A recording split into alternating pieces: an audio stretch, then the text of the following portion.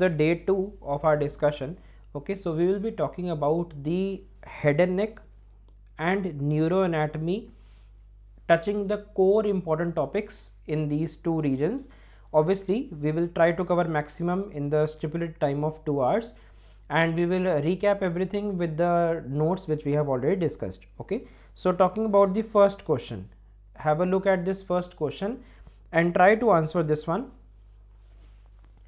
Give your answer in the chat box.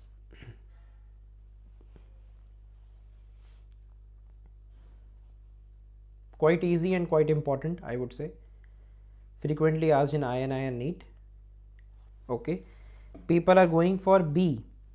Okay, any other answer? Anyone else? Okay, everyone is for the B. Correct. So you have to get this question right. This is very easy, and at the same time it has been asked in various formats. So it's talking about a fracture near the pterion. So that is the main point to be caught here. That is a pterion. So you should all be aware where is the pterion. Okay, we will come to it in a while. And it is talking about the rapid loss of consciousness and extradural hematoma. So this is also an extradural hematoma is also the key word to remember. So you can get an image based question also in the same for the same topic, pterion. You can be asked regarding the skull image where the fracture site can be shown, or you can be asked regarding the radiological image where the CT scan image can be given. So you have to acclimatize yourself to the topic. Now they are asking about which artery is most likely ruptured. So the correct answer to this question is yes, as everyone correctly said, that is the correct answer is middle meningeal artery. Anyone remembers the specific branch of middle meningeal artery? Which is that which they are asking? Which is a specific branch of middle meningeal artery? Let me show you this in 3D view. If I just add the arteries, okay, so if we talk about, let me just remove this one, just hold on. Okay, so this site, the fracture site, is the pterion. Yes, excellent answer. So if I remove this two bones just to show you, okay, so here would be the middle meningeal artery deep to it. Okay, and specifically speaking, if I just add this structure also, just hold on. Okay, so these the arteries which you can see on top, they are the superficial ones. Okay, if I go deeper, then you will be able to appreciate the ones which we are talking about. Okay, so you can see this two branches. So this is the artery which is ruptured frequently. Okay, so this is the frontal branch or the anterior branch of the middle meningeal artery which is most likely to get ruptured, okay, in case of pterion. So we have discussed this in the head and neck region in the beginning itself, the osteology, where we discussed this concept. Okay, so you have seen this. If you have the workbooks in front of you, you can recap and revise. This is the main core concept. Okay, so this H-shaped suture is the pterion, which you can appreciate here. Okay, now this H-shaped suture, it has been asked frequently in many formats, I told you. So what are the bones? Here you have the frontal bone, here you have the temporal, here you have the frontal bone, the parietal bone, temporal, and the sphenoid. So these are the four bones which are involved in the formation of this H-shaped suture. That is number one.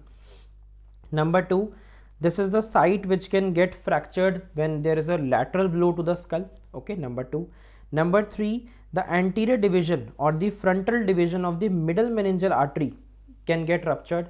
Number 4 point, this middle meningeal artery is coming from which artery? So it's a branch coming from the maxillary artery. Okay. Number 5, this rupture of this artery can lead to what thing? It can lead to the entity which is known as extradural hematoma. That is number 5. Number 6, this extradural hematoma has what? It has arterial blood or venous blood. So it has arterial blood. So these are the 6 very famously asked questions, and 7th question also visible here. If you get a CT scan image of the skull and if you see the blood collected, okay, in this manner, which you can see this crescent shaped. So here you have this ruptured blood which is collected, okay, and this is extradural. So dura mater, you can see it has been stripped off, so it is on top of the dura mater. So these are certain things which you have to remember for the pterion. Another question which is asked regarding the pterion is this.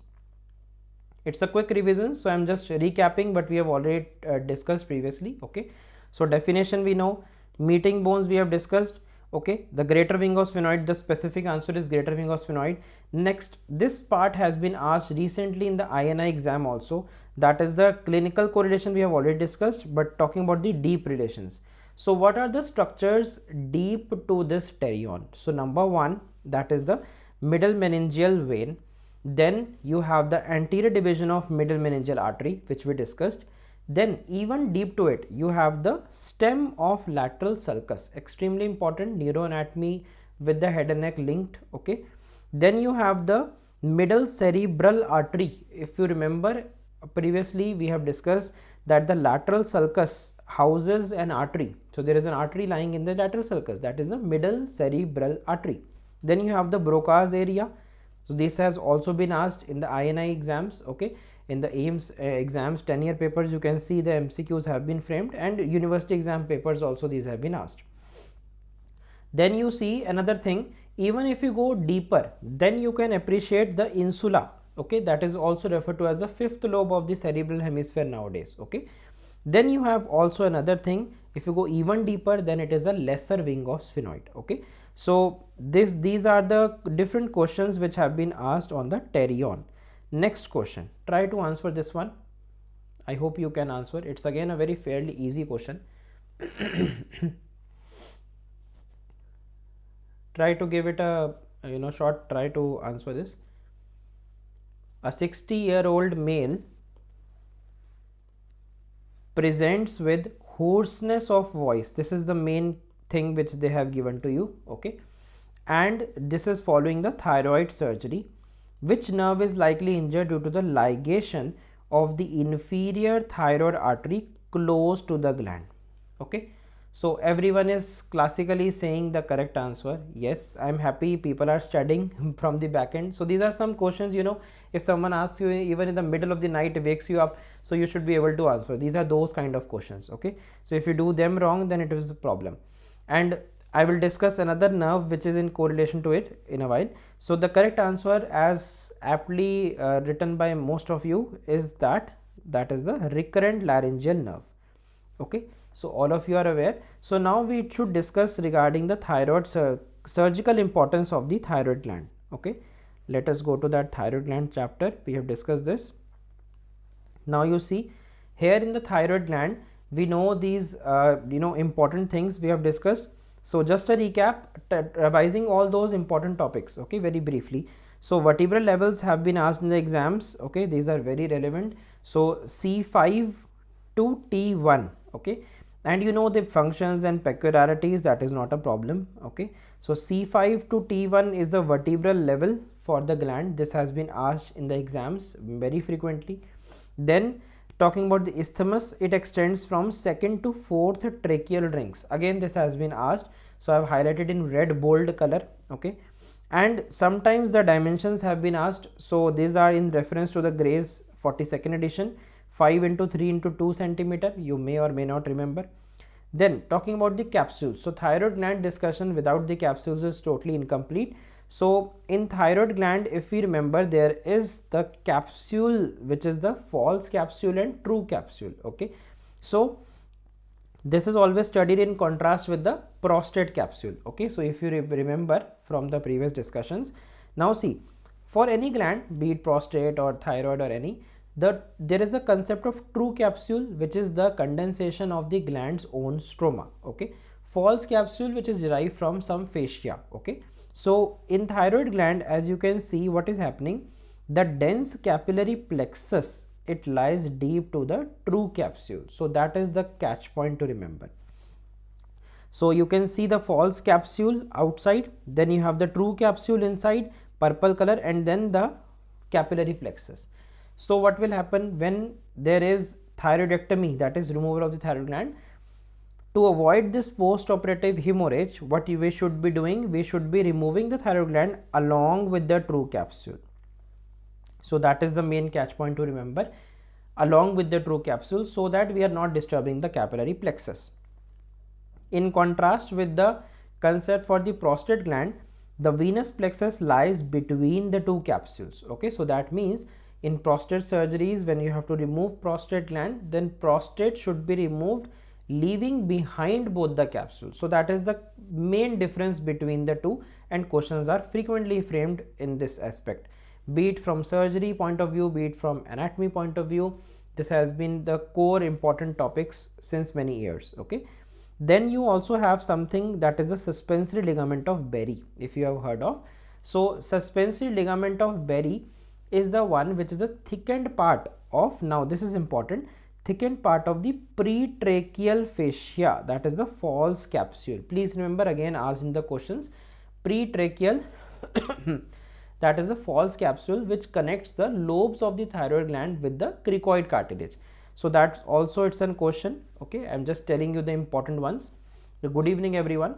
So I hope you are having no lag. Please give me a thumbs up or something, or heart or thumbs up or something, so that I know you are listening. And yes, that was day one. Day one's issues are not there today. I really hope it is not there.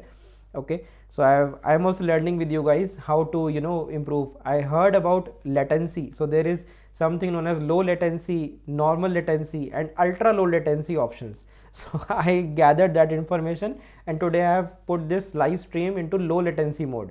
So hopefully there is no lag in chat as well as live feed. So thank you so much for this educative session for me also. Okay, so talking about the relations now. So relations, you already know, this kind of image has been the masterpiece since many years. This will be asked to you in the exams in various formats. So what are those? Now see, first, if you get any kind of image, such image can be asked in the form of MRI or any kind of image, be it an X-ray image, ultrasound image, preferably ultrasound, or they will give you a MRI image. Okay, so if you any image you have, or simple cadaveric image, your eyes should first focus on the trachea. So ultrasound image, you will see glistening white rings. Okay, then behind that you have the esophagus. Obviously it will not be much evident on the radiological imaging, but yes, this tracheal rings will be visible here. So immediately in front there will be the thyroid lobe. Okay, so here is the connecting isthmus, and then the lobes of the thyroid gland. Okay, then there are these muscles which you already aware, nothing to brag about. The thing what is to be remembered is this: just posterolateral to the lobe of the thyroid gland, we have the carotid sheath and its contents. So that is the internal jugular vein, common carotid artery, and the vagus nerve. Okay, so please remember, this is in contrast. I always say whenever I talk about this is in contrast with the femoral sheath, where you have femoral artery, femoral vein, but no femoral nerve. Femoral nerve is not the content of femoral sheath. So that is already discussed previously. And then what else? Here you have something behind the carotid sheath, that is a sympathetic trunk. Okay, and anterior to it you have this thyroid gland lobes. And please see, now I am zooming in. So this is trachea, this is esophagus. So there is this groove, that is the tracheoesophageal groove. In that groove there is a very important nerve, which is of important nerve for our question also, that is the recurrent laryngeal nerve. Okay, so I don't think so any problem in this. So if they give you a hint that there is the arrow is marked in the cadaveric specimen, be it a sagittal section or any kind of section, you can be given a hint of a tracheoesophageal groove, that is recurrent laryngeal nerve injury. Okay, all right. So then we come on to this, from which you have been waiting to hear. Because of this only we have picked up the thyroid gland for revision. Okay, so ligation of the arteries, thyroid arteries in thyroidectomy. We have discussed this everything. So you have these notes with you, so please revise. Superior thyroid artery and external laryngeal nerve are studied together. Okay, and inferior thyroid and recurrent laryngeal nerve are studied together. So that is number one thing to remember, which nerve with which artery to be remembered. Okay, second concept is which artery is ligated away and which artery is ligated close to the gland. So remember one, other you will remember by default. So remember the inferior thyroid artery and the recurrent laryngeal nerve.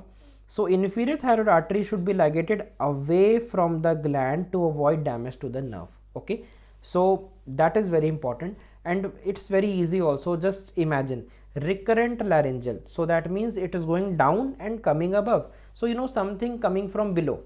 Easy. So it will be related to the inferior thyroid artery, not the superior. So that way you can remember.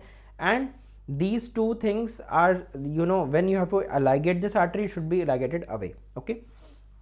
Then you know the hypothyroidism, not touching upon that. Then we come on to this question. Okay, so try to answer the next.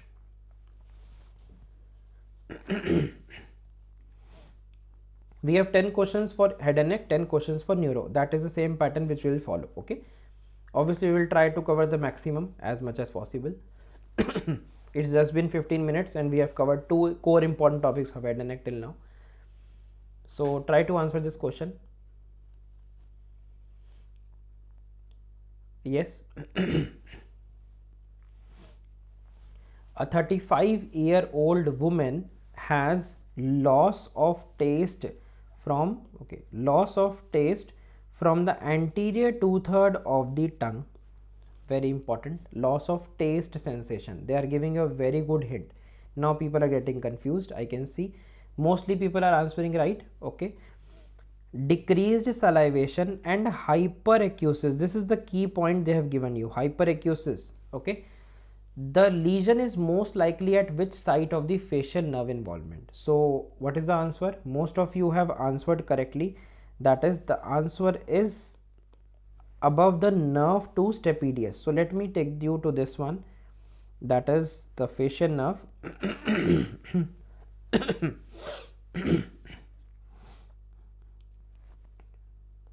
Okay,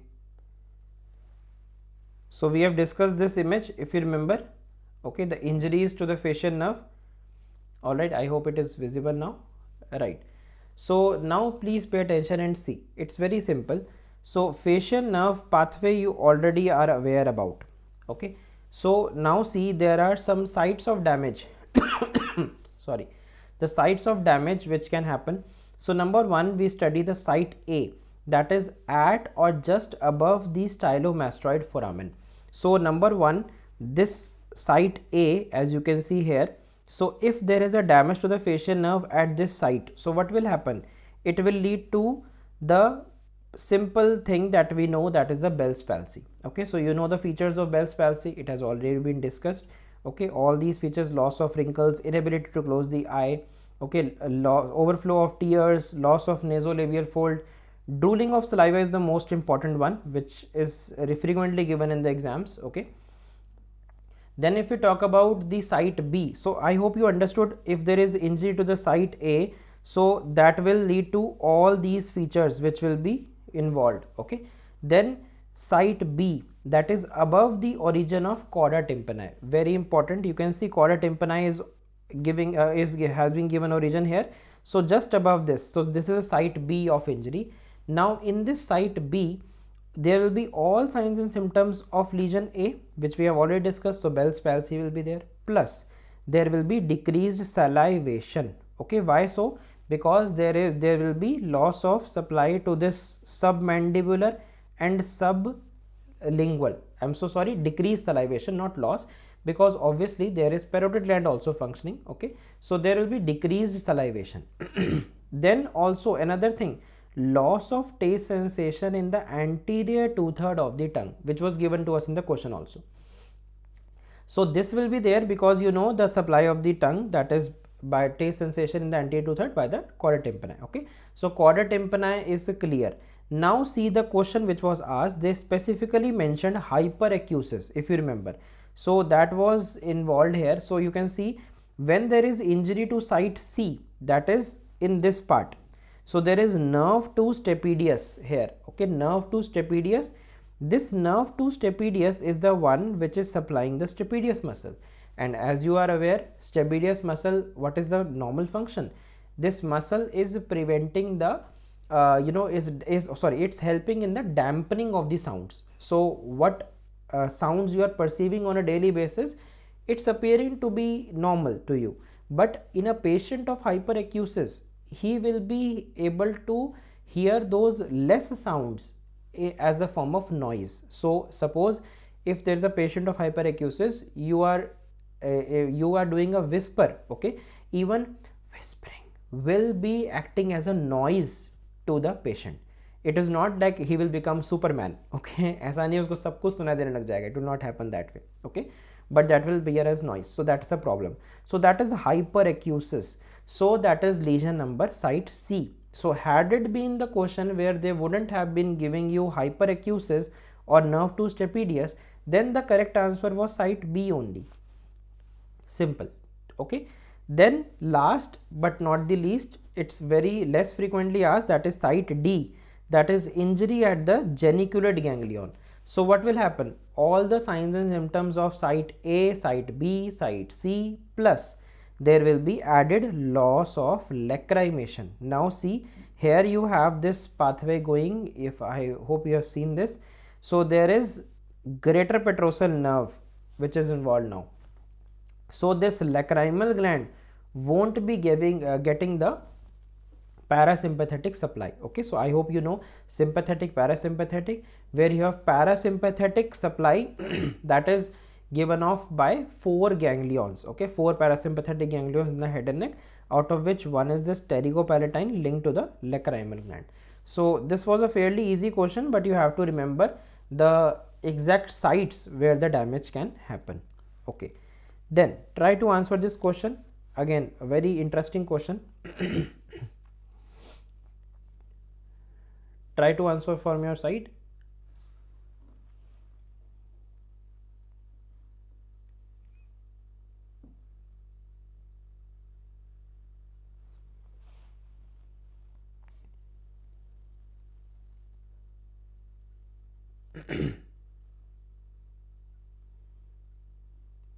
Give it a try. So a patient presents with pulsating exophthalmos. Pulsating exophthalmos itself is a hint to you, okay? And ophthalmoplegia after a traumatic skull injury, okay? So actually I have kept a mix of questions. Some are a little bit moderate, difficult, some are quite easy, and some will be difficult, so that you have a mix of questions, okay? Otherwise you will be yourself very much demotivated, okay, after attending these sessions कि मुझे तो कुछ नहीं आता है. ऐसा नहीं होना चाहिए. You should be confident enough. So now they are asking which venous structure is affected. So I don't think so there is any problem. Most of you have correct answers with you. So the correct answer is cavernous sinus. So that brings us to the another important topic of head and neck, that is cavernous sinus. So we jump on to this dural folds and dural venous sinuses. So I hope you can recollect all these dural folds. Let me bring them up in 3D. Maybe you can have a better orientation. So okay, I'm just removing on one side so that you can see, okay? So if I just hide this, okay, so you can see now the brain is being enclosed in a sheath like structure, as you can appreciate. So this is the meningeal covering of the dura mater. So I hope you remember dura mater has 2 layers, the endosteal and the meningeal, okay? So this is the meningeal layer which I am hiding, okay? So now you can see the brain which is being enveloped in another layer, that is the arachnoid matter. I am hiding that as well. So now you can see itself the brain with its different lobes, okay? Now there is pia mater also attached to it, but it is adhered, so you cannot remove it or scrape it off, okay, as you could do in the real time specimens.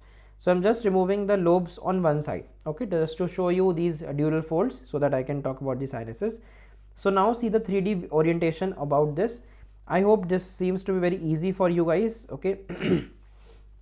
So the first one, very simple, the most simple out of all. This is the falx cerebri, okay, between the 2 cerebral hemispheres. Let me remove this bone. Maybe you can see better. Okay, let's hide this one also.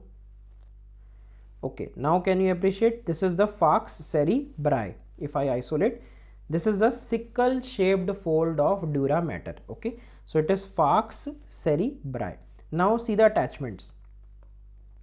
Anteriorly it is attached to the crista galli. I hope you remember that bony part, on either side of which we have the cribriform plate of ethmoid bone. Okay, and posteriorly this falx cerebri is attached to what part? It is attached to the tentorium cerebelli. Okay, so that is another dural fold. All right, so I'm just hiding. Okay, let's keep it in view. Then we have this fold. This is the tentorium cerebelli. So why it is known as the tentorium? It forms like a tent like structure that covers the cerebellum below. So you can see I have not removed the cerebellum till now. Let me just hide this meningeal layer and this bone. You can see the cerebellum below. I've just hidden one one side of the cerebral hemisphere, so you can see the cerebellum below. Okay, and you can see this tentorium cerebelli, which is covering the cerebellum like a tent. Okay, and it has a notch in front. I have to remove this ventricles and other neuroanatomy structures. Just hold on. Sorry. Okay. Now can you see better? Now this tentorium, tent, is giving passage to certain structures. I hope you know that is the brainstem. Okay, so this is the tentorial, tentorium cerebelli. Then another one which is similar to the name of falx cerebri, there is falx cerebelli. Okay, so I have to remove the cerebellum one side for the same. So okay, so now you can appreciate this one. Just hold on, this one. This is the falx cerebelli. Okay, so I've just removed the cerebellum now. Okay, so that is a falx cerebelli between the two cerebellar hemispheres. Okay, below. So that is three folds which we have discussed. Another fold of dura mater, as you can see, is here. This one. This one side is getting highlighted at one time. You can appreciate this is what? This is the diaphragma cellae. Another fourth dural fold. Okay, so now you can remember this diaphragma cellae. I've actually hidden the bones, so you cannot see the other structures below. So this diaphragma cellae is lying just as a covering over what region? Over the sella turcica, where inside the sella turcica is also referred to as hypophyseal fossa or pituitary fossa. Above that you can see the pituitary stalk, okay, which is having this passing through the aperture. Okay, this aperture is present in the diaphragma cellae. So this is the stalk of the pituitary. Okay, what else is lying just above this diaphragma cellae?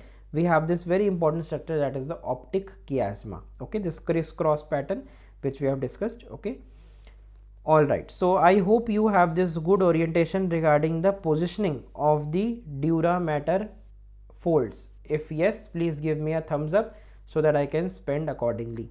Okay, so otherwise I will devote less time to 3D, more time to 2D questions discussion. So please give me something in the chat if you want more of 3D integration.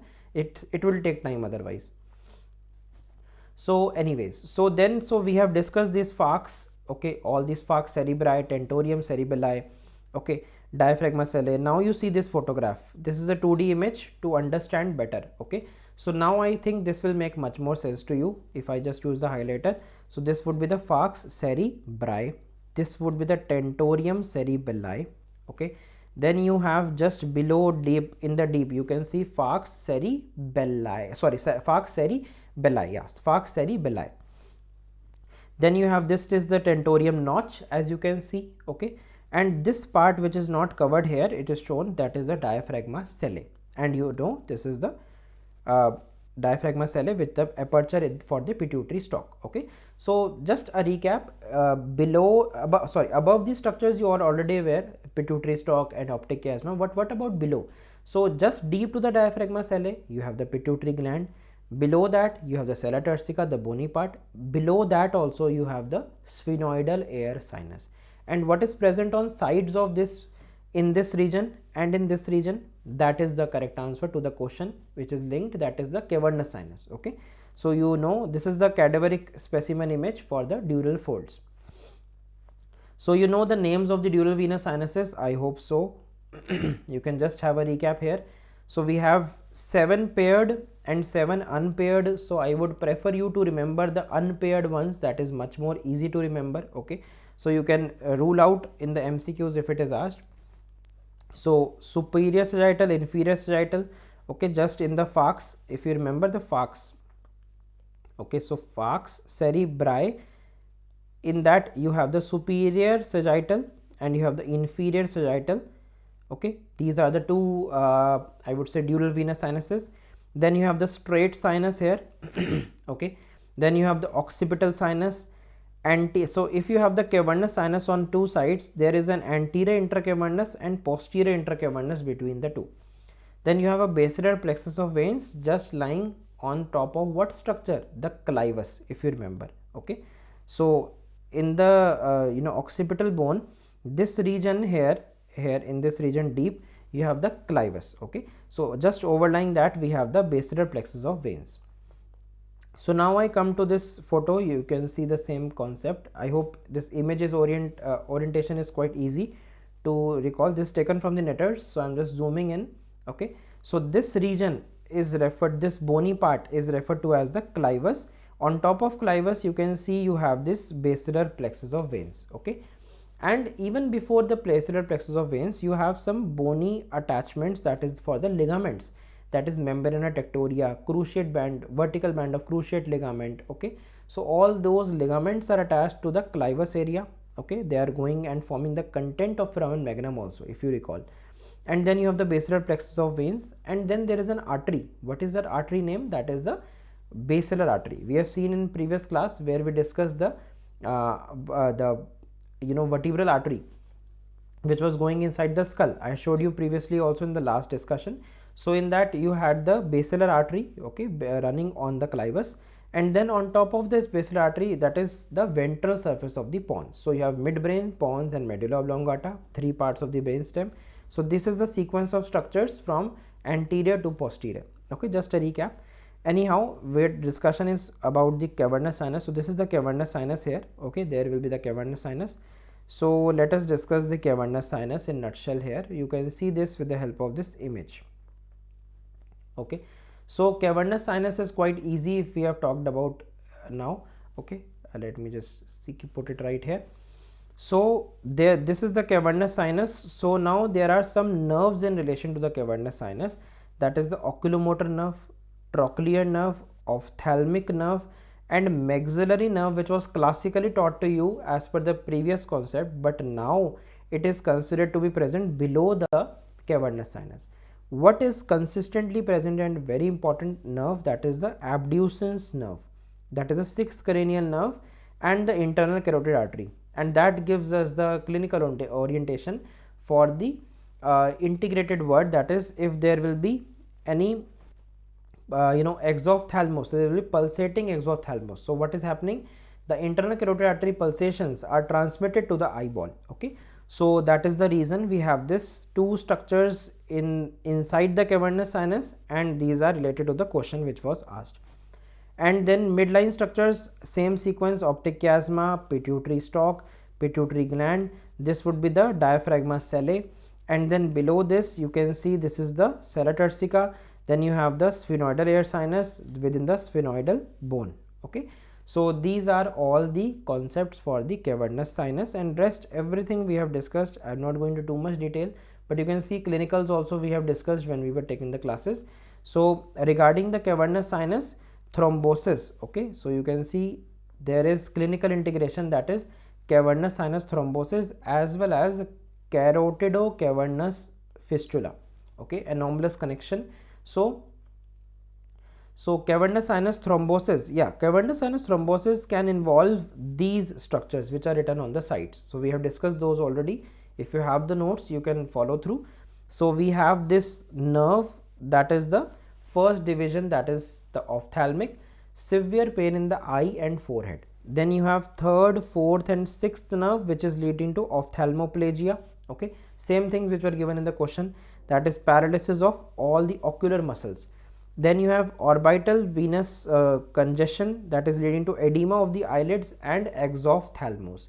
So this is the cavernous sinus thrombosis picture, which you have asked in chat also, I think. So this is the thing which we have already discussed.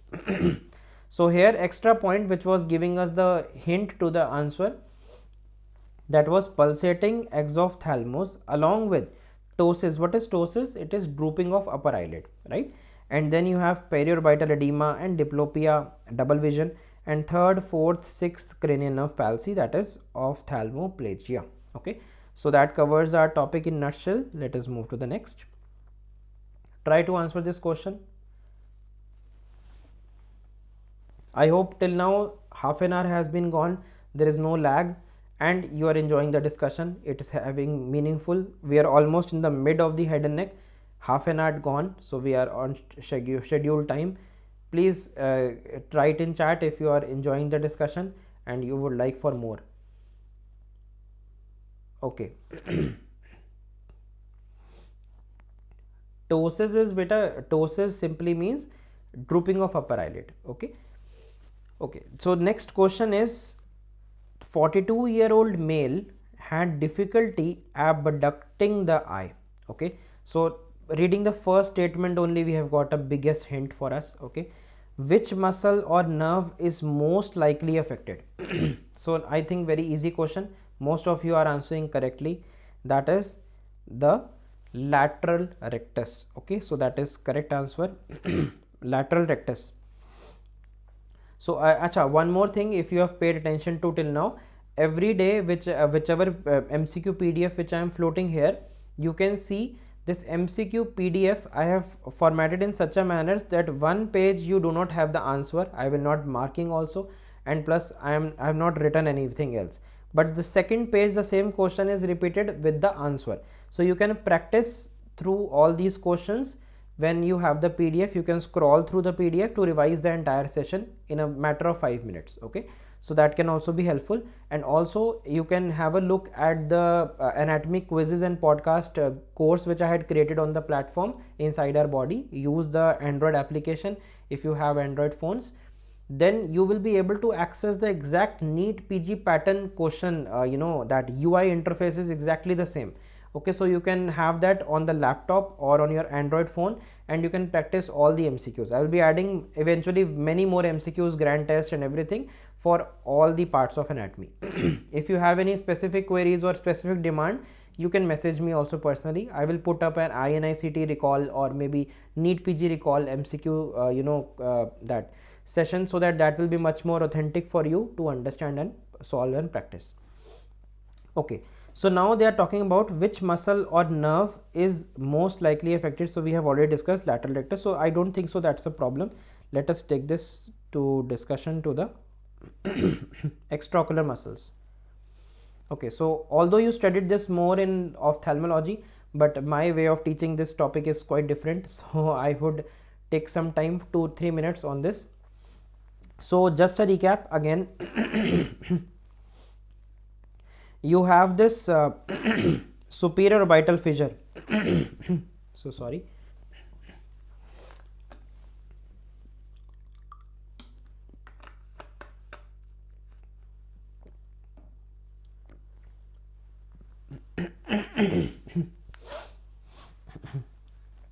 So you have the superior orbital fissure here. Okay, and you can see the common tendinous ring here. Okay, so now you see, appreciate, there are some muscles which you can appreciate. There are 4 recti, 2 obliques and 1 LPS. So those are the names of the extraocular muscles of the eye. I hope it is visible. Okay. Now very importantly, extraocular muscles are also known as extrinsic muscles of the human eye. We have 7 in number. So 4 recti, superior, inferior, medial, lateral rectus. Then you have 2 obliques, superior oblique and inferior oblique, and you have a levator palpebrae superioris, that is LPS muscle. So we should be knowing the origin, insertion, action and nerve supply of these muscles by core, because these are the only important muscles in the entire eye region, orbit region, which you have to remember. So now for your benefit and luck, we have something which is very common, that is the origin is common tendinous ring, insertion is the sclera, the white part of the eye. Okay, the sclera. So eyeball, suppose this fist is resembling the eyeball, so you have the recti muscles which are attached to it. Let me show you the model. I have that model also here.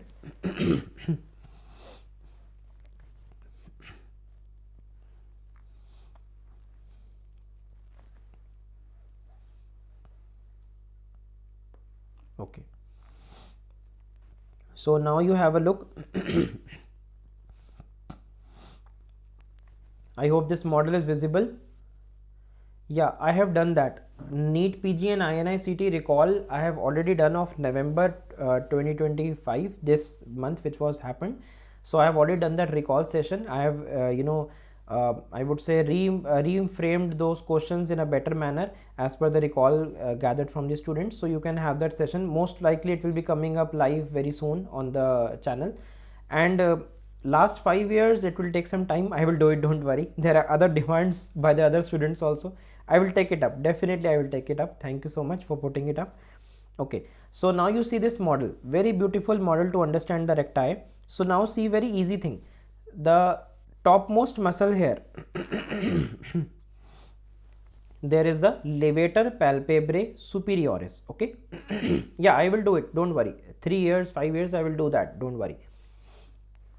So levator palpebrae superioris. Now you see LPS muscle, you can appreciate here. Okay, there is one structure even top of levator palpebrae superioris, that is a frontal nerve, which you can see in the dissected images, and then immediately below it you can see the LPS. If I hide the LPS, now you can see this muscle, that is a superior rectus. So superior rectus will contract, it will pull the eyeball. Okay, so there will be elevation classically. Other than that there will be other actions also. But you see here first the easy ones, that is the superior rectus.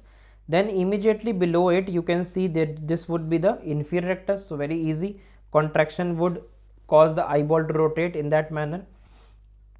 Then there will be one side, there will be medial rectus, other side there will be the rectal rectus. Very easy ones. Okay, but it's not so easy. Okay, then you have the obliques. Now you see the twist.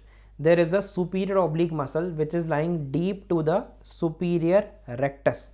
So there is this superior oblique which is running obliquely superiorly. Okay, so there is something known as this trochlea of the superior oblique, which is acting as a pulley like area where the bend is there. Okay, just see this, then I will talk to you about this in 3D. Oh sorry, 2D. Then you have the another muscle that is left, that is the inferior oblique. So inferior oblique is a relatively smaller muscle. I can show you from this side.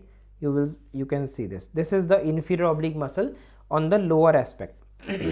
Okay, so I hope you get this orientation how these muscles are present, the obliques and the recti and the LPS. Okay, and what is this structure? You can see this is the optic nerve with its sheath and the meninges. Okay, so this is the optic nerve. As you can see, I am just emptying it. Okay. Okay, so rest of the structures from this model we have already discussed in the eyeball chapter in quite detail.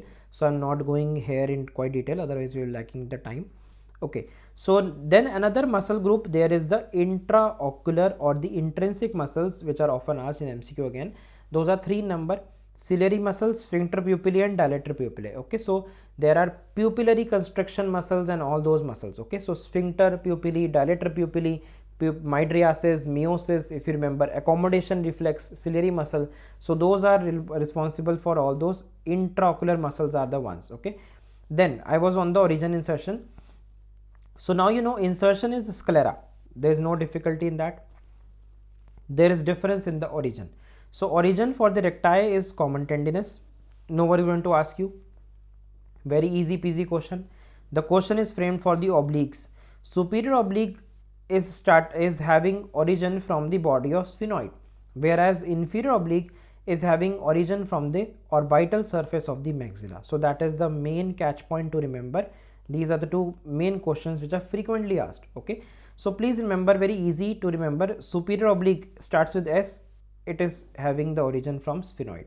Other one you will by default remember if you get in the MCQ, maxilla. You can see the same things. These are the Gray's students edition images, classically asked in the entrance exam. Even the NBE also asks these images only. And you know, these images are very important to be seen by all of you, be it any format, because I have also contributed to NBE question banks in the past. So I know they want these standardized images. They remove the labels. Actually, these images are very easily scannable. So you can remove all the labels and they can ask you any pointed arrow structures. Okay. So now I hope you know all these muscles in both the images, whether you see from the top or whether you see from the lateral view or the medial view. Okay, then we come on to the most interesting part, that is the actions of these muscles. So this is a very famous diagram, you might have appreciated. This is the Starling's diagram. Okay, not the Darling, Starling's diagram. So here, you know, we draw some arrows for the superior rectus, then we draw the arrow for inferior rectus, then superior oblique, then inferior oblique. Medial rectus, okay, have the nose also one side so that you remember. Okay, so medially, that is the nose. So medial rectus and lateral rectus is quite easy. Now please pay attention. Superior rectus is above, you will remember. Inferior rectus is below, you will remember. But these recti in this diagram are close to the midline. It's towards the medial side, not the lateral side. That is number one catch point.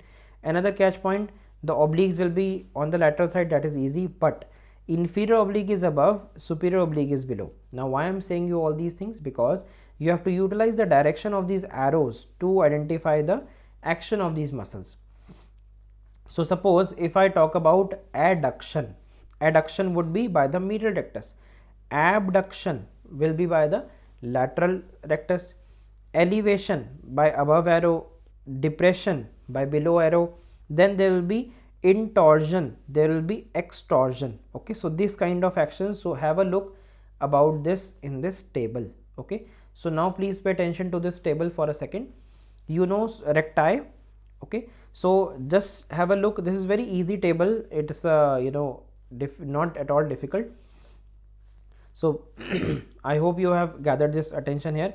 Superior rectus elevation, inferior rectus depression, superior oblique, you remember it was placed below, so it is depression, inferior oblique elevation. So I think in this table this much part is quite easy, we know that. Okay, then we also know adduction and abduction for the medial and lateral rectus. So out of the entire table, I think this much part is quite sorted and we don't need any discussion for this. Very easy, no difficulty. Okay, then LPS, I told you, paralysis of LPS leads to ptosis, elevation of upper eyelid, so drooping of upper eyelid is ptosis. So this is also sorted. So we just need to pay attention to this much part, and the most of the questions are framed from this area. So you need to remember which action is for which muscle and which muscle is having which action, so vice versa. Okay, so like which is the muscles which are producing adduction, so that way they can ask. Okay, so now you see common thing, just highlight the common recti, if you can see. Okay, if I just show you this mnemonic side by side, maybe you can recapitulate and remember better. Okay, you can see now. So all the superiors are intorters, that is first mnemonic. So that means for intorsion we have superior rectus and superior oblique. So I think this part of the table is also sorted. Okay, now we are left with only one part, that is the middle part. So both obliques are abductors, remember another mnemonic. Okay, so both the obliques, superior or inferior oblique, they both are abductors. So both the recti, I'm talking about the superior and inferior recti, they will be adductors. And another, so this two mnemonics addition will help you to remember the entire table. Within seconds you will be able to answer. Another mnemonic which will help you to solve the MCQs. Superior oblique action related to this. So suppose this muscle is actually primarily depressing and abducting the eye. Have a look in the table. Superior oblique is depressing and abducting the eye. Yeah, this session will be recorded on YouTube as well as on my app. I will crop some parts which are, you know, extra things in my app so that you can have a undivided attention in the application, but YouTube will just record the stream as it is. Okay, so don't worry. But I prefer you to attend it live because recorded to बहुत है तुम्हारे पास, you have plethora of recorded videos from anyone, so please watch live as much as possible and, you know, interact and see the structures, see everything live, otherwise it's no use. Recorded तो मैं ये भी session कर सकता हूँ. I can record this session and just put it on YouTube. It won't be useful otherwise for you guys. Okay, so this muscle primarily depresses and abducts the eye. That is very important. So superior oblique, down and out eyeball if you get. So that is the question which is framed for the image based question for the superior oblique.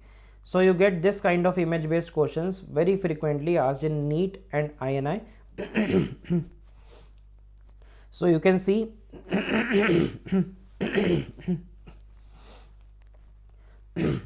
the superior oblique. Okay, so superior oblique is having depress, abduction and intorsion. So intorsion or abduction, sorry, intorsion or extension you can leave for a minute, but remember superior oblique is having this depressed down and out eyeball.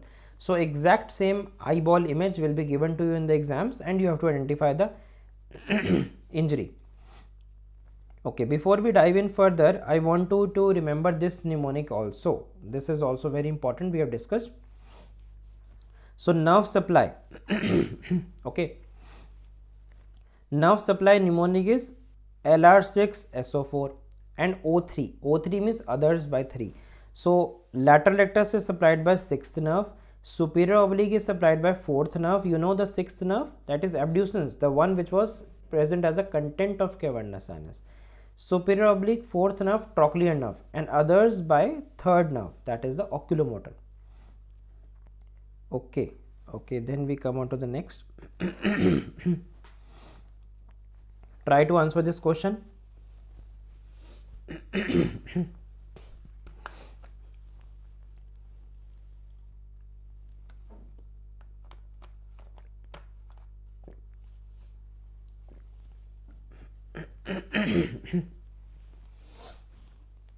I'm so sorry for my bad throat, pollution and everything is, unbearable.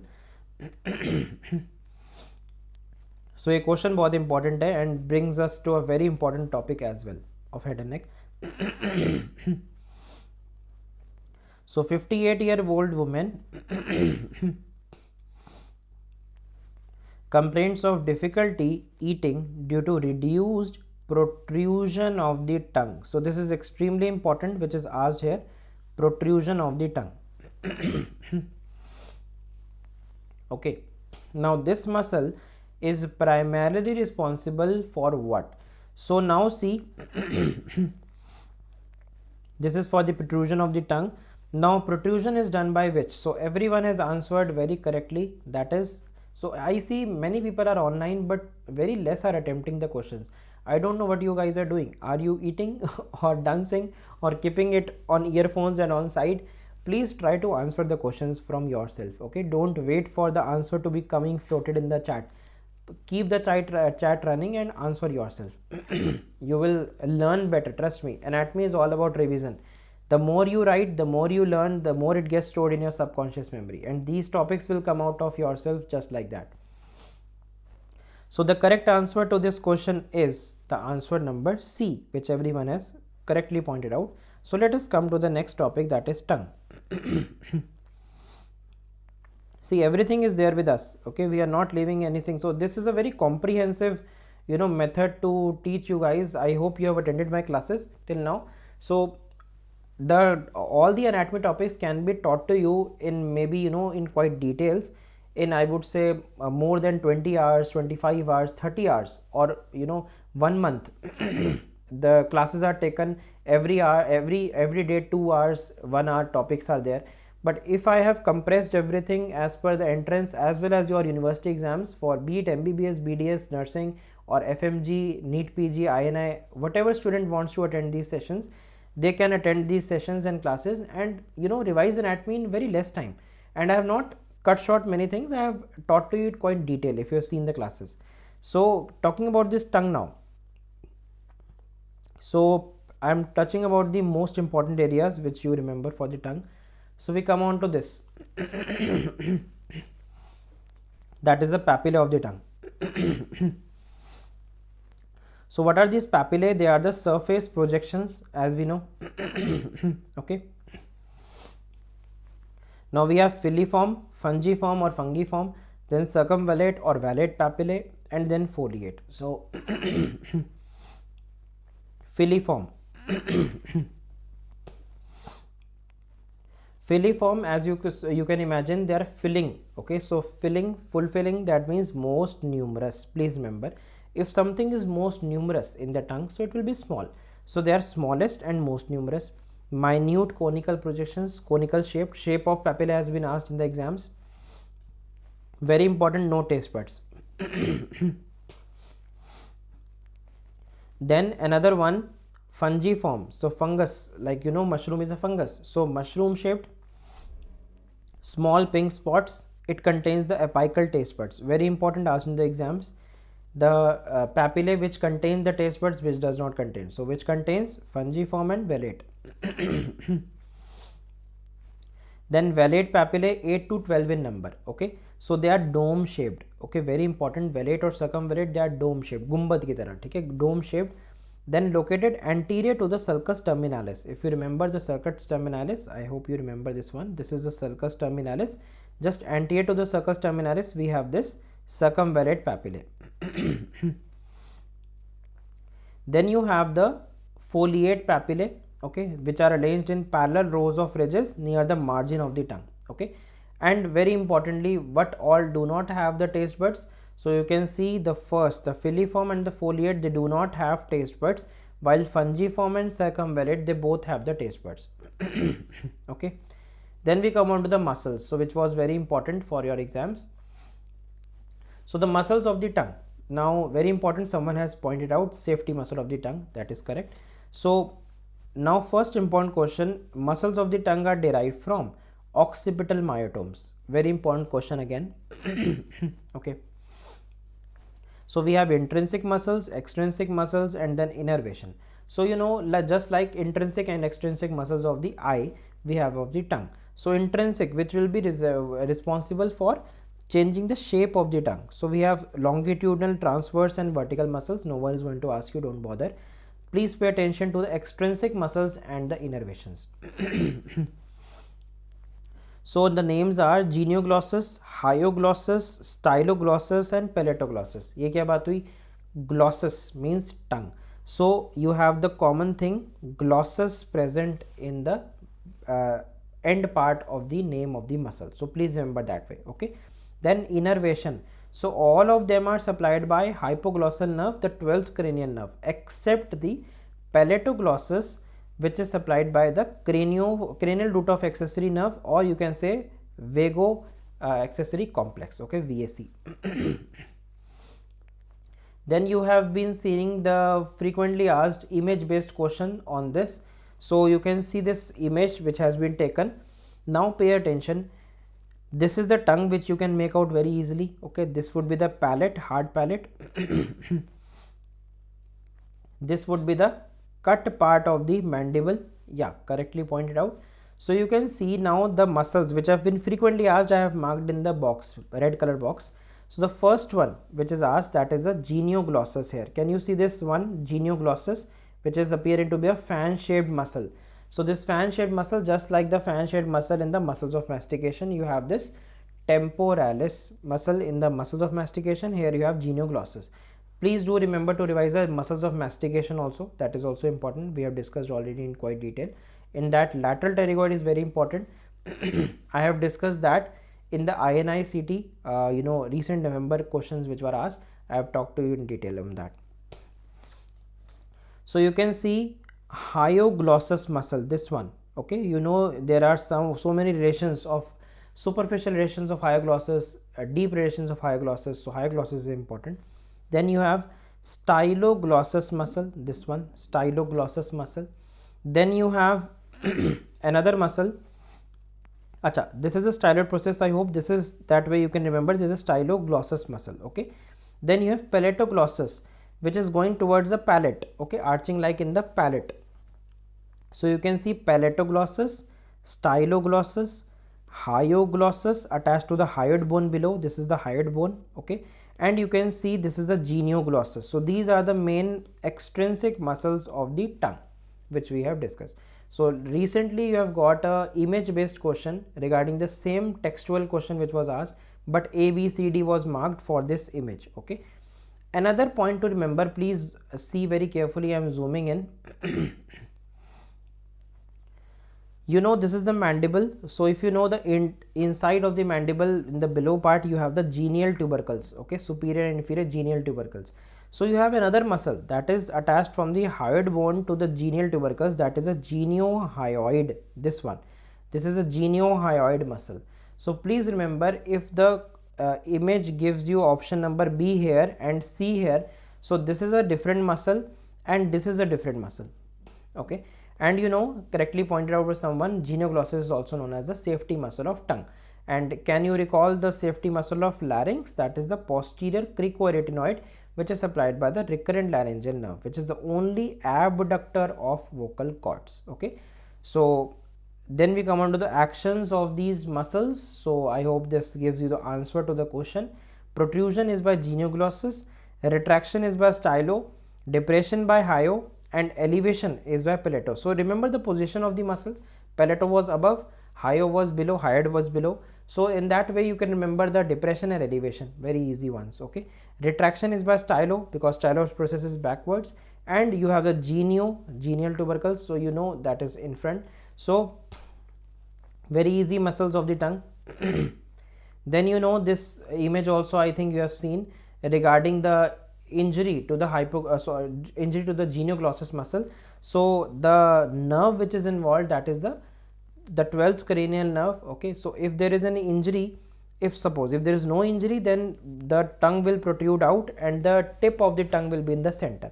Suppose if there is a right hypoglossal nerve injury, so what will happen? The tongue will protrude definitely, but the protrusion or on protrusion, the deviation of the tip of the tongue will be towards the affected side. Okay, so suppose if right side is damaged, so it will go towards the right side.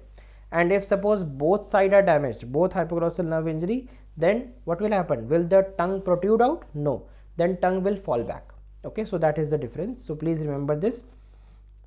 And then the most important area of the tongue, that is all the motor supply to all the muscles is by hypoglossal nerve, except palatoglossus, which is supplied by cranial root of accessory, we have covered.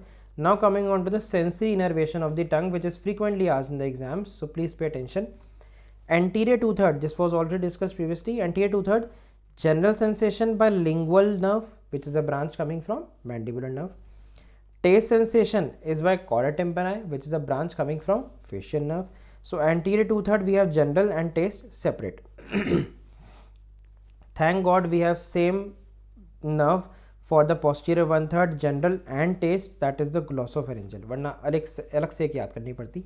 Then we have posterior most part of the tongue, general and taste, by superior laryngeal branch of vagus. So just remember vagus. So 9th nerve, this is the 9th nerve, 10th nerve, okay, 10th nerve, 9th nerve, this is the facial, okay, and then you have the mandibular nerve, okay, mandibular nerve. So all these are the sensory supply to the tongue. Okay, so next we come on to the question. We are moving a little bit late. This one does not require any explanation. This is quite straightforward question. Try to answer this. Anyone would like to answer this question?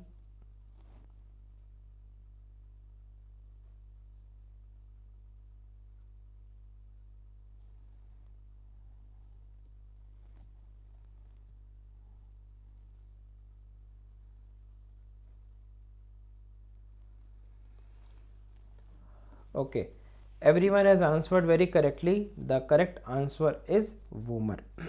Very good.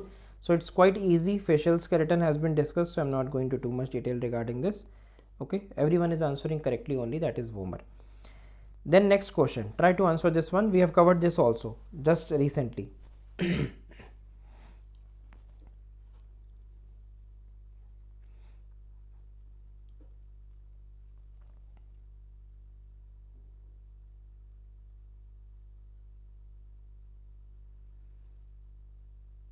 Okay, so people are answering it correctly. Pterygopalatine, yes, we just now discussed in another question. So there are 4 parasympathetic ganglion of head and neck. 4 parasympathetic ganglion of head and neck: the otic, pterygopalatine, submandibular, and ciliary ganglion. Okay, so these 4 ganglions are very important. Please revise the pathways. We have already discussed in quite detail, so I'm not going again and again for the same thing, otherwise neuro will be left out. So the correct answer is the pterygopalatine ganglion. Next question, This also we just now touched. Which laryngeal muscle is the only abductor? So these are quite straightforward questions. Okay, please try to answer this question.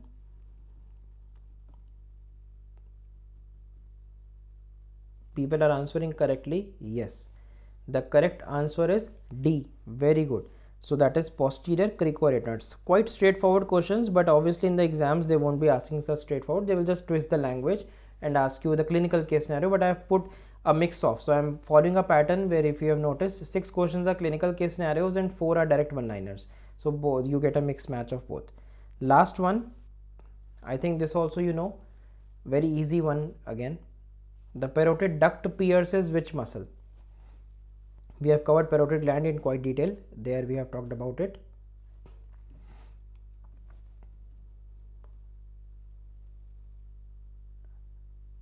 Just try to answer. Yes, very good. People are answering it correctly. Some people are still confused. How can it be temporalis muscle? It's no way the option, you know, to think about. So the correct answer is buccinator. Yes, we have talked about this in the parotid gland chapter. Okay, very good, excellent answer. Temporalis is a muscle of mastication. Is how can it be related to the parotid duct? Parotid duct you have seen, maybe you don't remember this structure well. Let me take this back. Just hold on.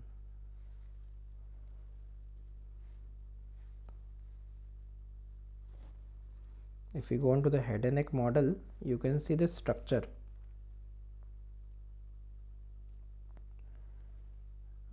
Okay.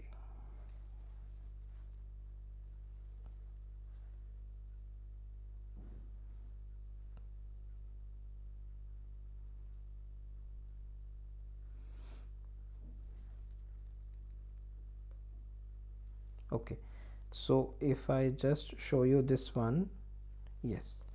Now see, this is the parotid gland. I hope you remember, this is the parotid gland and this is the parotid duct. Okay, so you can see it is piercing one muscle, that is the buccinator muscle. Okay, just inside deep to the cheek, this one.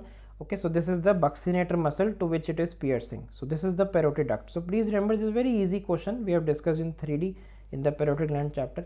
So I hope now, having understood this head and neck region, it was quite easy and understandable.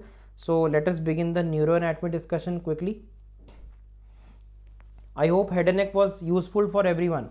Please give a thumbs up or okay if head and neck was useful. I tried to touch upon many topics, but obviously we have paucity of time. We cannot go on and on and on. So that's why. Just see if you have it. This sections have been helpful for you.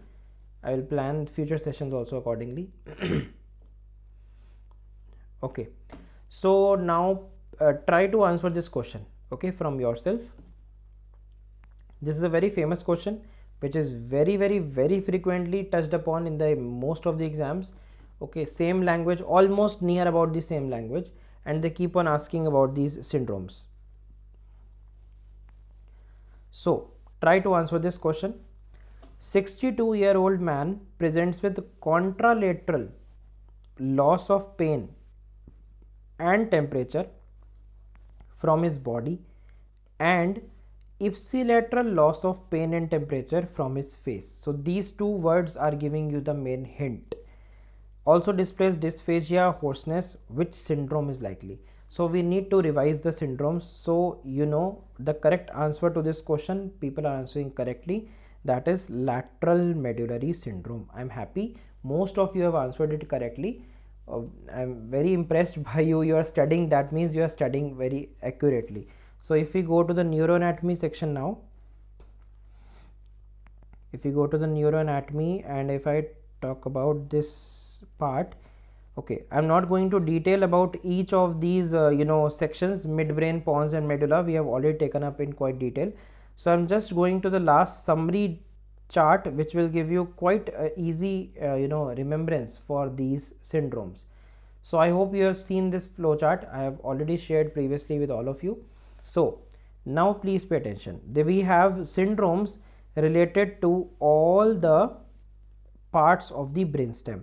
So we have midbrain, we have pons, we have medulla oblongata. Okay, so midbrain we had 3 syndromes, same colored: Benedict syndrome, Perinaud syndrome and Weber's syndrome. okay. And then we have pons, which is having Millard-Gubler syndrome, same color, okay. And then medulla oblongata, we have the medial medullary syndrome and lateral medullary syndrome. So medulla oblongata, yeah, this summary chart is helpful for everyone. I am glad you like this chart.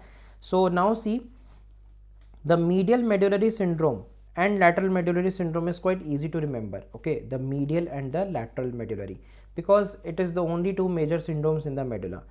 The catch point comes when you need to remember the Benedict, Weber's and Millard-Gubler. Leave aside Benedict also for a minute. Remember the Weber and Millard-Gubler, most commonly you get confused, okay. So Weber's syndrome is the midbrain syndrome, please remember that very carefully, and Millard-Gubler is for the pons. So now see, talking about the lateral medullary syndrome, we have ipsilateral loss of pain and temperature from the face and contralateral loss of pain and temperature from the body. So that was asked in the question. This is the unique feature about this syndrome. Anything else can also be given to you. They can give you the vessel which is involved. I will tell you about that also. Then you have the medial medullary syndrome, specifically talking about the ipsilateral tongue paralysis and the contralateral hemiplegia. Then you can see contralateral hemiplegia is common for all these three common syndromes which are asked. So one is Weber's, one is Millard-Gubler, one is medial medullary. So to read this summary also, it makes very important thing to remember. So you have the third nerve, then seventh nerve, okay, third, seventh and 12th nerve in sequence, okay.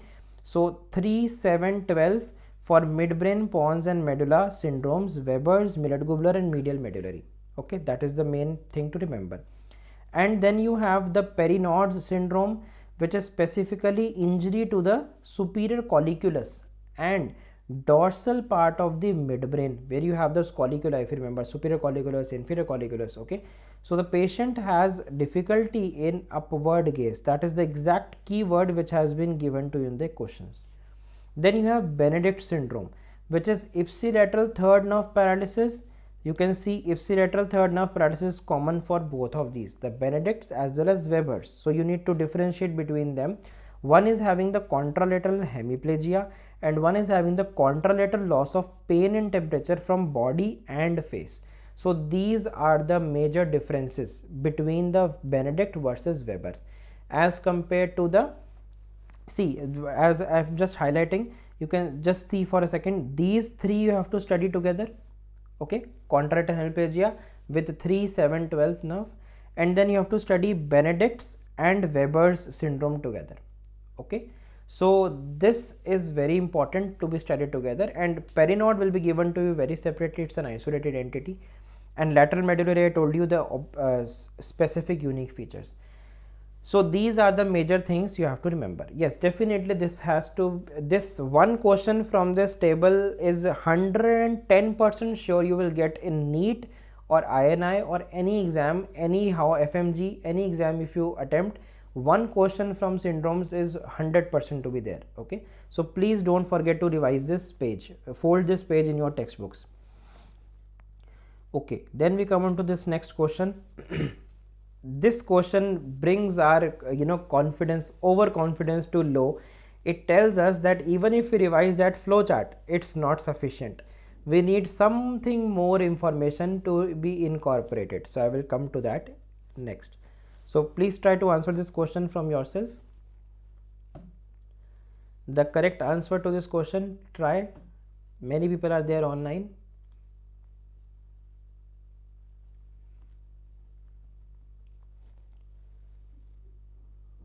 Okay. Some people are answering ASA, anterior spinal artery. Anyone?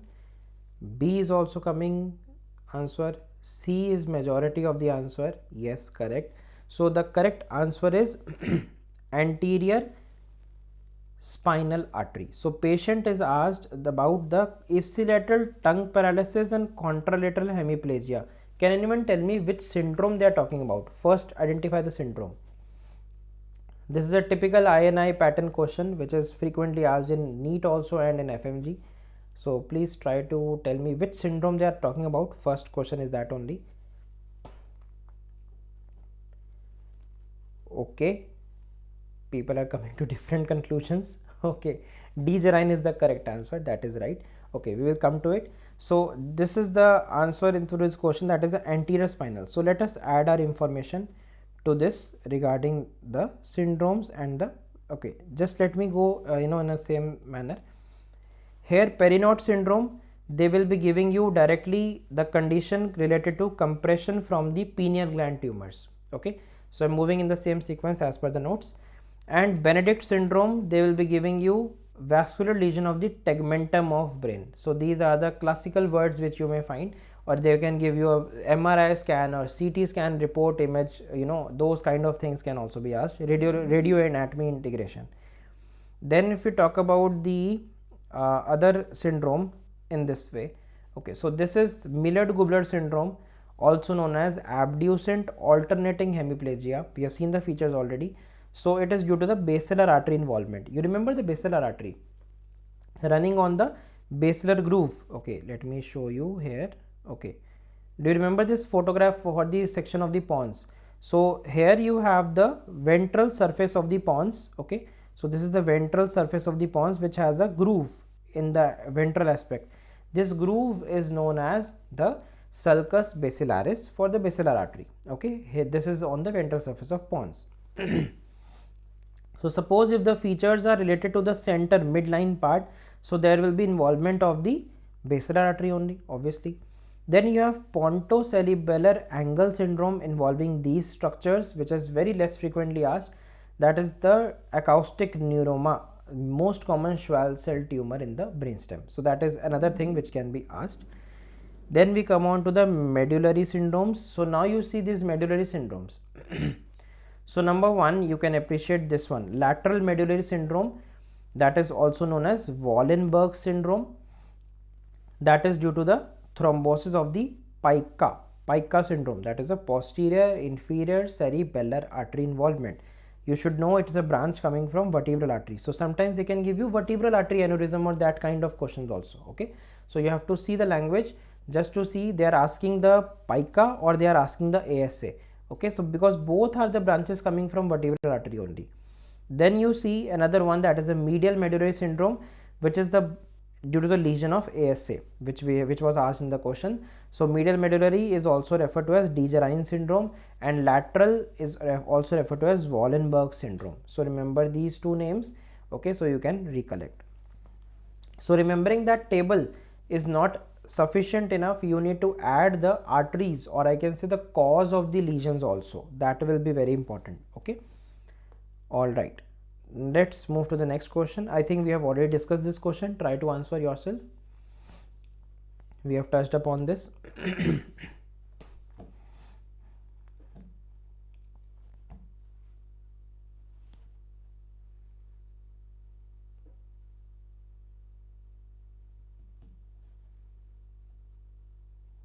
Okay, yes, so just now we talked about this. MRI shows a lesion compressing the superior colliculus due to a pineal gland tumor. So straightforward question, you don't need to bother. The correct answer is written in the chat box, that is the Perinaud syndrome. Next question, this is an interesting one.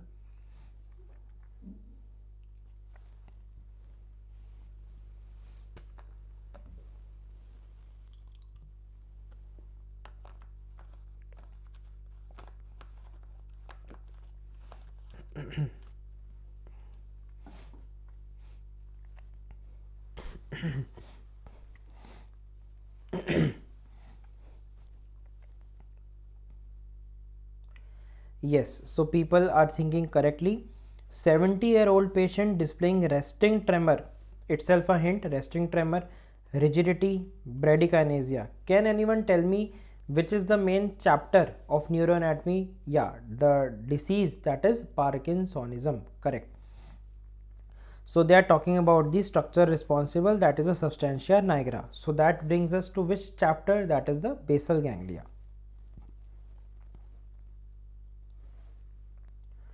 So we come on to this basal ganglia. In basal ganglia, very short questions are asked from certain points. So you just pay attention to the components. Okay. So number one, the functional components and the anatomical components. Classically, functional components, please remember corpus striatum. I will show you in 3D in a while. Just see the names first. Corpus striatum. It is having two parts, the lentiform nucleus and the caudate nucleus. Okay. You have seen these in the form of sections also. Then the medial part is globus pallidus and lateral part is putamen. Okay. And you have caudate nucleus, another part. So lentiform is lens shaped, caudate is coma shaped. There is internal medullary lamina between the GP internus and GP externus. Then there is external medullary lamina between the GP externus and the putamen. So putamen appears to be a dark shaded area in the horizontal sections of the brain. We have discussed the sections of the brain also in the classes if you have seen carefully. So there we have seen all these structures. Then you have claustrum, amygdaloid body, subthalamus, red nucleus, and the important one, substantia nigra, with its two parts, pars compacta and pars reticularis. So let me show you this 3D orientation. It is very essential to see it. Let us bring the nerves. Okay. You remember I have shown you this previously also. Okay. I am just hiding the other structures.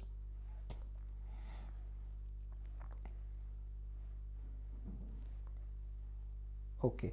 So now you can see these structures very carefully. So what is this structure? This is the lateral ventricle with its different parts. Okay.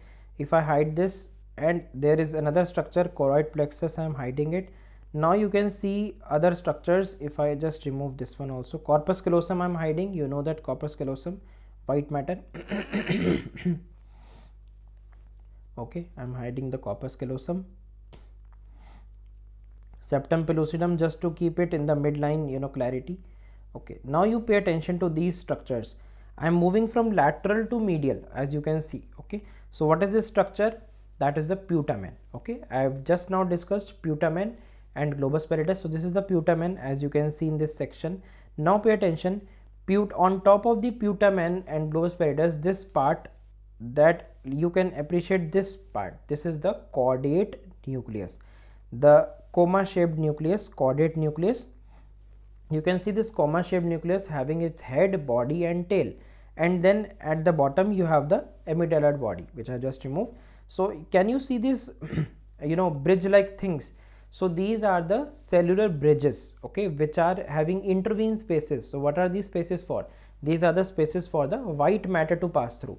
So suppose if this was the why the name corpus striatum has been given. See, caudate nucleus plus the lentiform, the putamen, globus pallidus, all these was together initially before the development had begun. So you can see this was suppose the single mass of this subcortical masses of gray matter. So this is a single mass. So then there were intervening spaces which were formed, and through these spaces what was passing? There was passage of white matter, specifically internal capsule. So the internal capsule fibers are running through these spaces between the cellular bridges. So that's what gives it serrations like appearance, so striated appearance, sorry. So that is the corpus striatum. Corpus means body, so entire thing appears to be having striations. So that's why it is known as corpus striatum. The main key factor why I am bringing this into 3D is to show you this. Can you see this region, the circular oval region? You can see I am just highlighting a part of it. You can appreciate this is thalamus. So thalamus is lying medial to this entire structure which you can see, and caudate nucleus is lying on top of it, as you can see. Okay, then you have the other structures. So let me bring back to this. So as I hope all of you are aware that planning, programming of voluntary movement, speed and range of movement, altering the muscle tone to prevent the unwanted muscular activity, all these are common functions of the basal ganglia. Take an example of cricket. You have been seeing cricket. So suppose if the bowler has to catch the ball, okay, so suppose the ball is coming from far, he has to catch the ball. So he has to plan his movement, how much back or forth he has to go. He has to program the voluntary movement. This is a voluntary movement which is planning. Okay, then he has to plan the speed, by what speed he should be running, range of movement, how much hands far he has to bring. So everything is planned with the help of this basal ganglia. Then this also helps to alter the muscle tone.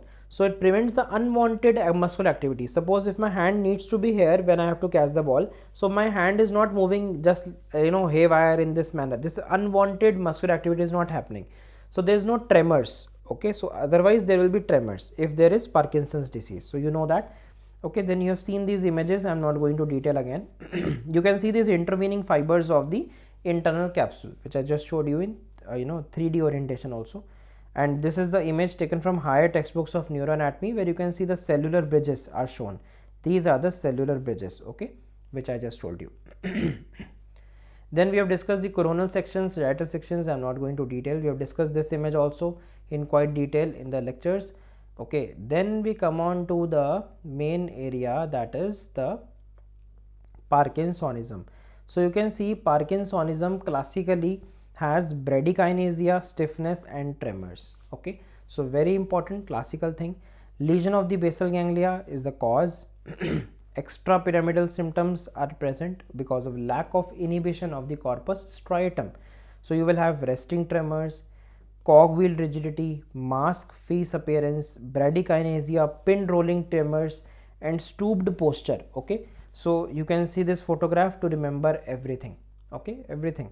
You can appreciate these all features. All right. Okay, then we come on to this question we have discussed. So next, moving to this one. Try to answer this question.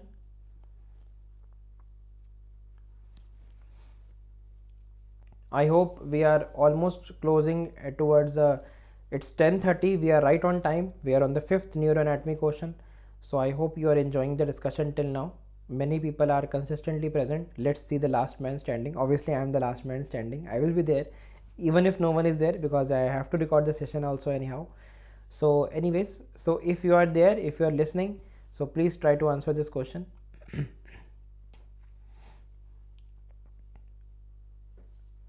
Okay, so people are going for the correct answer, that is the C option, loss of vibration, proprioception and fine touch. Excellent answer. I am happy that people are studying anatomy very well. So now see what they are asking. They are asking about the posterior column. Okay, posterior column medial lemniscus pathway. Okay, so now medial lemniscus has been just given you to just disturb you, maybe you think something else, but they are asking about the sensations which are affected in the posterior column. Okay, so let us go to the posterior column. Table of contents, tracts of spinal cord. Here we have discussed everything, all the tracts we have talked about. Let us come to this one, tract of Gall and tract of Burdick. Okay, so you can see this tract of Gall and tract of Burdick. Here these are the dorsal white column or posterior white column, also referred to as this ascending as the medial lemniscus. So dorsal column, medial lemniscus pathway, they labeled it as that one. Okay, so the sensations gone. You can see fine touch, 2-point discrimination, vibration, conscious proprioception. Okay, vibration, proprioception, all these sensations are gone. So please remember these tracts and their sensations, which are important. So correct answer is aptly said by everyone, that is loss of vibration, proprioception and fine touch. Okay, then question number 6. This is, I think, very easy. They have given you quite hint. Right now they are not asking about this, whether it's cerebrum, cerebellum or any other. They are not asking on that level. They have already given you the hint of cerebellar subdivision. They know that it is related to the cerebellum because you have seen the word ataxia. But classically they are asking about the two keywords here, that is the intention tremor and the dysdiadochokinesia. So what is the correct answer? Yes, I am happy most of you are answering correctly. That is excellent. And you're answering very fast also, that means you're answering from yourself, you're not having time also to see from the textbook. The correct answer is indeed the neocerebellum. So we have discussed that in the cerebellum chapter, if you recollect, in table of contents, if we go for the cerebellum. So likewise I hope you all to also revisit the same pages. The people who have these workbooks, please revisit the pages to the notes again and again. Jump to the same page to develop the pictorial memory of that page in your mind. Trust me, you will never forget this thing. Okay, everything is there, and I have spent so many nights to prepare these notes, so I know assembling everything, it takes time to make it meaningful. So now you see here, we already are aware about the archaeocerebellum, archae, paleo and neocerebellum, where you have archae is also known as vestibulo, paleo is also known as spinocerebellum, and neo is also known as cerebral cerebellum. Okay, so you can see, yeah, KGMC guidance. Okay, don't worry, you can message me personally, you can DM me, you have my number, don't worry. Okay, you can contact me on insideourbody.com, you can visit the website and drop your query, I will definitely respond to you. So flocculonodular lobe plus lingula. Okay, so that is forming this axial stability, responsible for axial stability. So the axial skeleton, appendicular skeleton, so maintaining the body's equilibrium, tone and posture of the trunk muscles, that is by this archae. Then paleo is next to appear. The archae is old. Okay, so archives, the oldest archives, you can remember that way. Okay, or architecture, so that is all oldest. Then paleo is next to appear, referred to as spinocerebellum.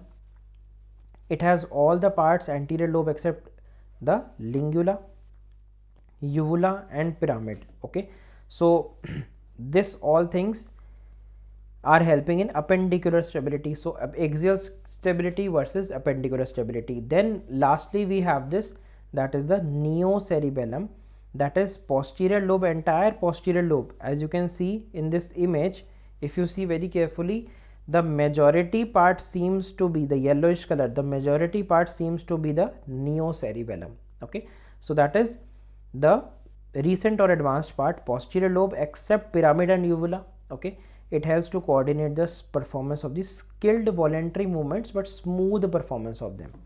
Then you have this histology image, MPG layers, MPG, the file format which you use to have the video file format, the molecular, Purkinje and granular layer for the gray matter, we have discussed that. Roseate formation, climbing fibers, mossy fibers, please revise these. Okay, including the cerebellar nuclei, these are the key areas of cerebellum which you need to recap. Now you see this table is giving you the answer. See, so many entrance level MCQs which I have brought to you in the MCQ discussions, they are easily solvable from the notes only. You don't need to wander here and there, you don't need to add extra words, everything is there. So if you revise again and again, you can answer in the questions.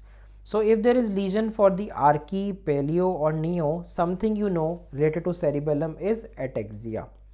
So ataxia word, if you see that gives you a hint of cerebellum, that is okay. But what they gave you hint? They gave you the hint of intention tremors. They asked you about dysdiadochokinesia. They can ask you about adiadochokinesia, finger nose test. So all these words, if they are given in a question, so the answer is lesion of neocerebellum, which was asked in the question attached. Next we go on to this one. Try to answer this. It's very fairly easy question, straightforward question.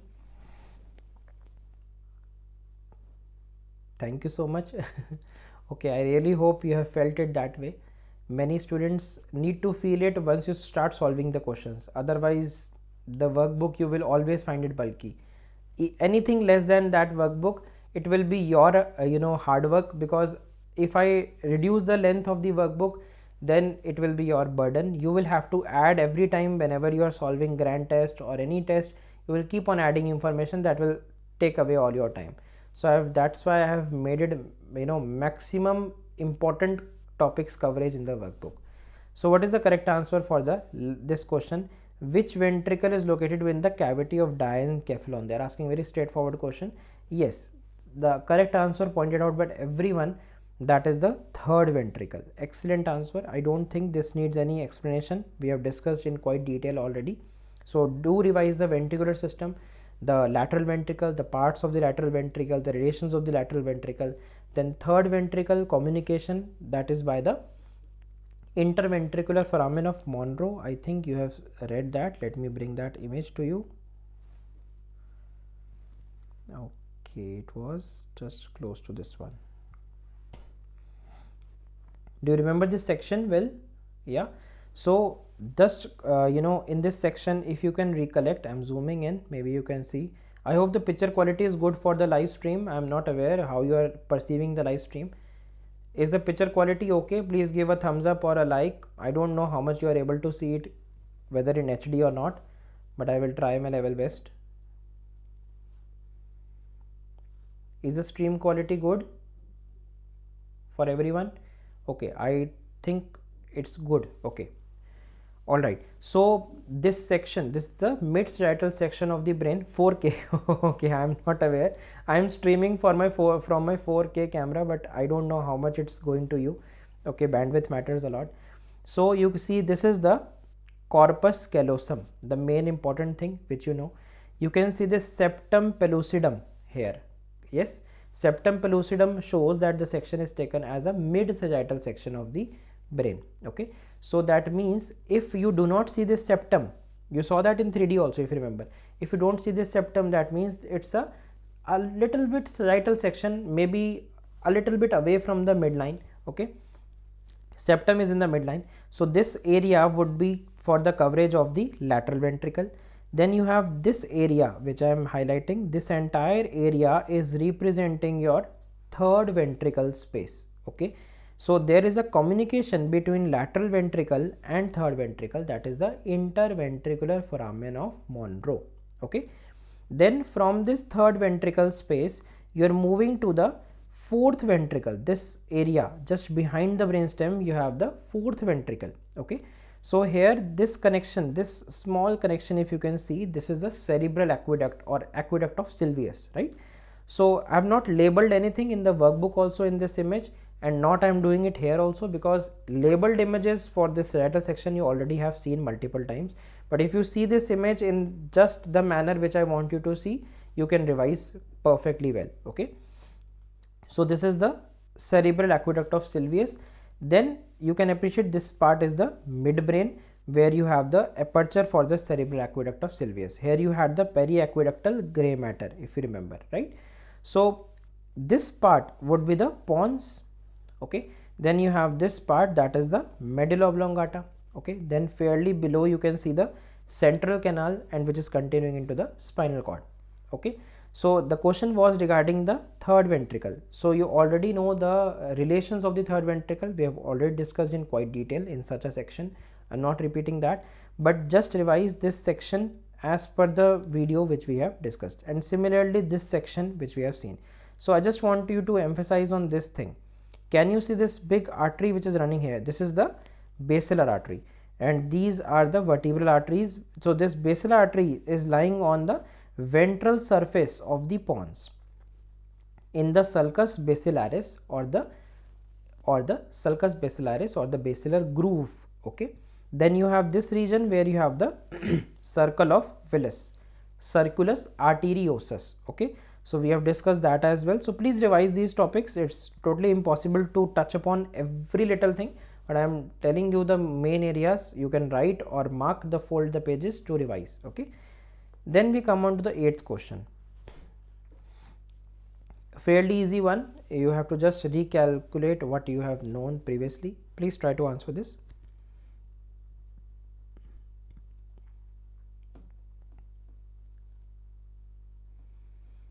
Okay,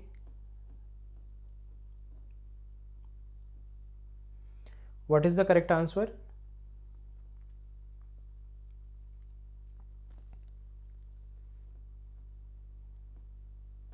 Okay, people are answering medial geniculate body. Okay, so here the main catch point to remember is medial or is it lateral geniculate body. See, some persons also said lateral also. See, that is the main point of confusion when you get such questions. Do you remember the visual pathway? In visual pathway there was LGB, that was the lateral geniculate body. So obviously in the auditory you will have the which one? Medial geniculate body. Okay, so please remember this very basic question. They frequently ask this is an ophtha anatomy integration. They ask you in ophtha also. Okay, VPL nucleus is not the answer. D is not the option. Only one person answered that. Please revise it carefully again. VPL is no doubt, it is not the answer. Okay, VPL, VPM, those nucleuses are not there. For auditory and visual sensations, you have lateral geniculate body for visual and you have medial geniculate body for the auditory. Yeah, you can remember it, any mnemonic you can follow, M for music, L for light, that is also a good mnemonic, but simple, you remember the visual pathway, you remember the LGBs which were drawn. Okay, so please remember that way also. Yeah, you can remember through this, L for light, not a problem. Okay, next question, try to answer this 9th question, again very easy one only. I think it doesn't need any explanation. Anyone could answer this question? We have taken the previous one. Yeah, okay. Okay, what is the answer to this question? या यही mnemonic भूल गया, यही होता है, mnemonic ज़्यादा बनाने पे न्यूमोनिक ही भूल जाता है, या फिर न्यूमोनिक याद आ जाता है, उसकी फुल फॉर्म भूल जाती है. So use less mnemonics and make much more sense to you. Okay, remember some topics and contrasting topics will be coming to you subconsciously. Okay, everyone is answering correctly, that is the correct answer. D is the option, that is choroid plexus of the lateral ventricle. So not a difficult one, we have already discussed that, so nothing to discuss too much on this. Then last question. Last question. So these all topics, see, please don't think that these are the only questions you need to follow. Through these questions revise the topics. Okay, what is the answer to this question? Again, the question is on the topic of white matter. I am giving you the hint, ACP Pradyuman, CID, दया कुछ तो गड़बड़ है, ठीक है. ACP Pradyuman, that was association, projection, okay, association, commissural and projection fibers. Okay, white matter bundle has 3 fibers. So what is the correct answer? Connecting 2 areas within the same cerebral hemisphere. Within, very important. Everyone is answering very correctly. The correct answer is association fibers. Very good, that's correct. So I think that's the last answer. Yeah, so that's it for today's discussion. I hope it has been meaningful to all of you and it has been useful. So please do follow my YouTube channel also, and you can add yourself by downloading this app Inside Our Body. This is my logo. Okay, so maybe today there was no lag, no technical glitch. I tried my level best, maximum level best to clear all the technical things. I'm managing everything at my home only. Okay, so hopefully you enjoyed the session. Many more to come, and you will be able to access this recording from my app Inside Our Body. I will just remove the extra things which were just like I'm asking you whether it's good or not, whether you are able to hear or not, so you can focus on the exact recording. So I will cut down those minutes. Okay, so good night all, thank you so much, and do follow this app, download the app. I'm telling you this for your own benefits. It is the app which will give you good free practice for all the MCQs for anatomy. I have added some of them. You can see the UI interface. If you want for any specific exam, I will upload. Don't trust on any random Q banks because they do not have any legitimate answers. The explanations are not up to the mark. Image quality is very poor. I myself am a perfectionist, so I focus on good quality images. Okay, so please follow this, utilize the platform till it's there, and give your feedback. Thank you so much and have a great day. See you in the next class. Thank you.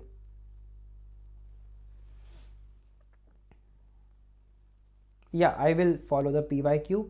Don't worry, PYQ will be there. I will work upon. Don't worry. Good night, everyone. Take care. Bye bye.